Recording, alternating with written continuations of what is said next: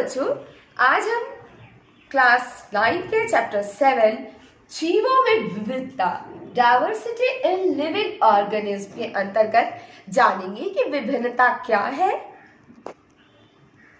वर्गीकरण क्या है, वर्गीकरण हम क्यों करते हैं और वर्गीकरण करने का आधार क्या है। बच्चों, आप लोग का भी विद्यालय में वर्गीकरण किया गया, अर्थात आप सभी विद्यालय के सभी बच्चों को अलग अलग वर्ग में रखा गया।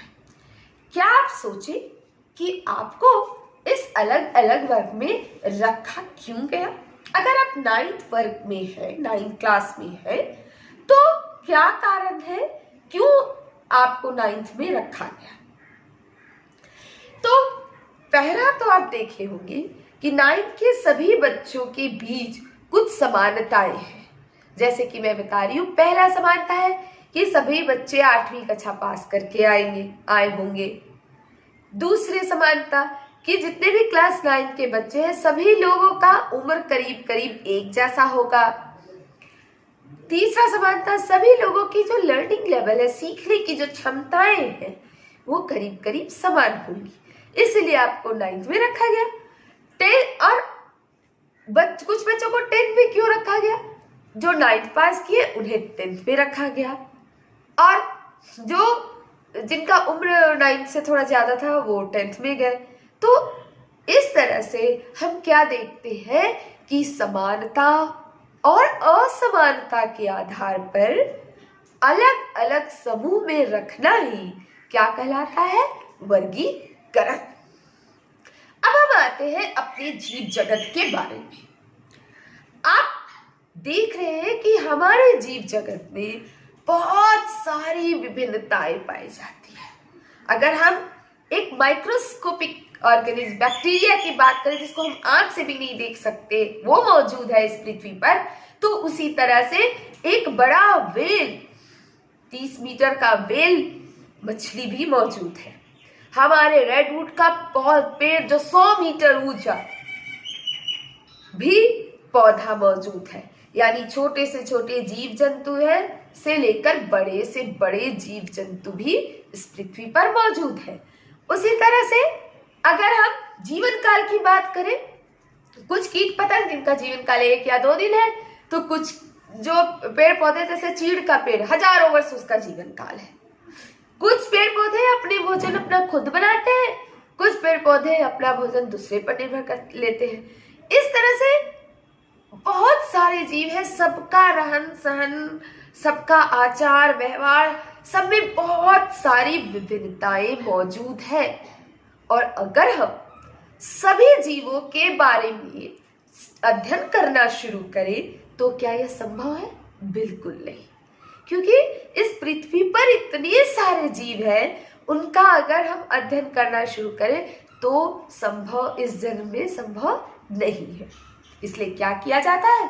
उसको वर्ग में उनको समानता और असमानता के आधार पर विभिन्न समूहों में रखा जाता है, और उस समूह का में किसी एक जीव का भी अगर आप अध्ययन करते हैं तो उस समूह के बारे में और जितने जीव हैं उनके बारे में आपको एक अंदाजा लग जाता है कि हाँ भाई, इस समूह के जीव ऐसे होंगे।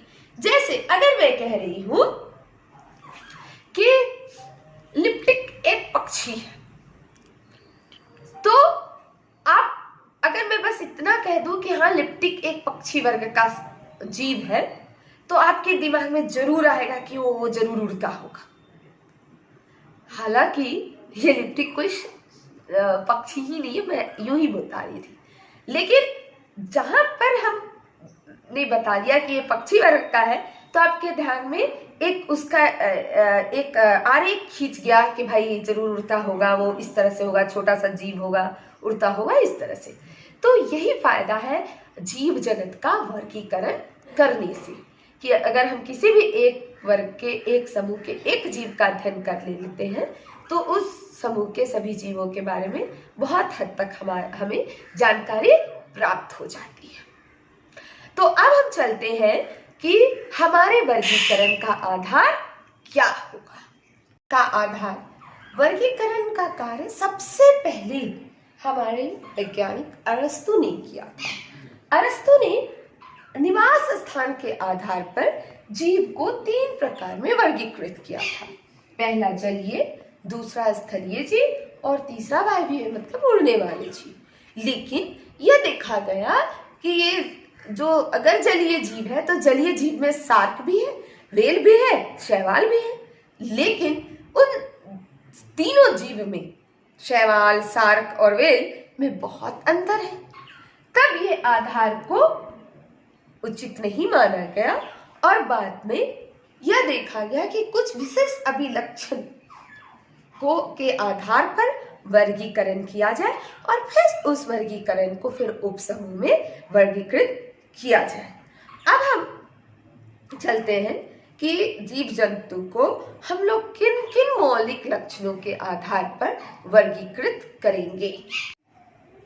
तो वर्गीकरण का आधार, पहला आधार जो सबसे मूलभूत आधार है वो माना गया कि भाई कोशिका के प्रकार किस प्रकार के हैं। अगर कोई जीव है तो उसमें किस प्रकार का कोशिका है, प्रोकैरियोटिक या यूकैरियोटिक।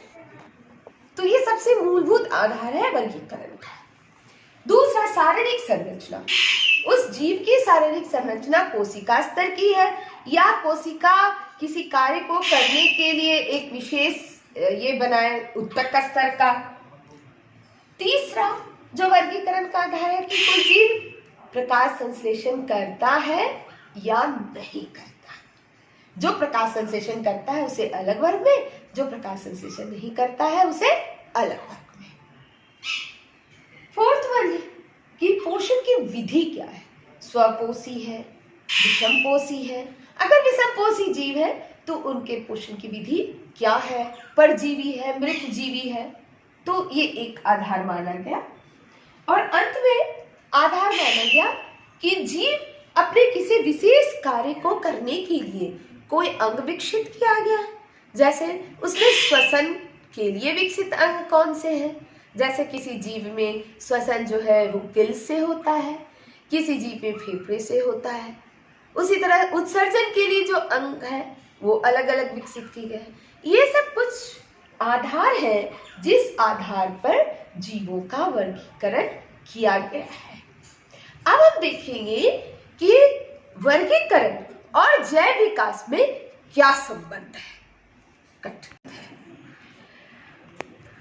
क्या है कि हम देखते हैं कि जीवों में जो लक्षण जीवों को उनके कार्य, उनकी संरचना के आधार पर वर्गीकृत किया गया और उनको पहचाना जाता है।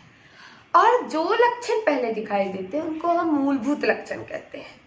और जीवों में धीरे धीरे परिवर्तन, उनके गुणों में परिवर्तन आया, उनमें बहुत कुछ बदलाव आए। इस क्षेत्र में यह तब देखा गया कि जैव विकास और वर्गीकरण में बहुत ही गहरा संबंध है। और इस पर सबसे पहले चार्ल्स डार्विन ने 1859 में अपनी book the origin of species में इस चीज को बताया था कि जीवों के विकास का उसके वर्गीकरण से एक बहुत ही गहरा संबंध है। उन्होंने ये बताया था कि कुछ जीव जो हैं जैसे पहले थे वैसे अब भी है, उनमें कोई परिवर्तन नहीं हुआ और उस जीव को उन्होंने आदिम जीव कहा या निम्न जीव कहा। और वहीं पर कुछ जीव ऐसे रहे जिसमें कि समय के साथ बहुत सारे परिवर्तन होते गए और उस जीव का भी स्वरूप बदला और उस जीव को जो परिवर्तन के साथ जो नए जीव बने उनको उन्नत जीव या उच्च जीव कहा गया। तो इस तरह से आप ये देखिए कि वर्गीकरण और जैव विकास एक दूसरे से संबंधित है। यानी जो साधारण जीव है उन्हीं में क्रमिक परिवर्तन होके हमारे उच्च जीव का विकास हुआ है। तो बच्चों, इस पूरे वीडियो में आपने यह जाना कि वर्गीकरण क्या है, वर्गीकरण हम क्यों करते हैं, वर्गीकरण का आधार क्या है और इसके साथ ही साथ वर्गीकरण और जैव विकास में क्या परस्पर संबंध है।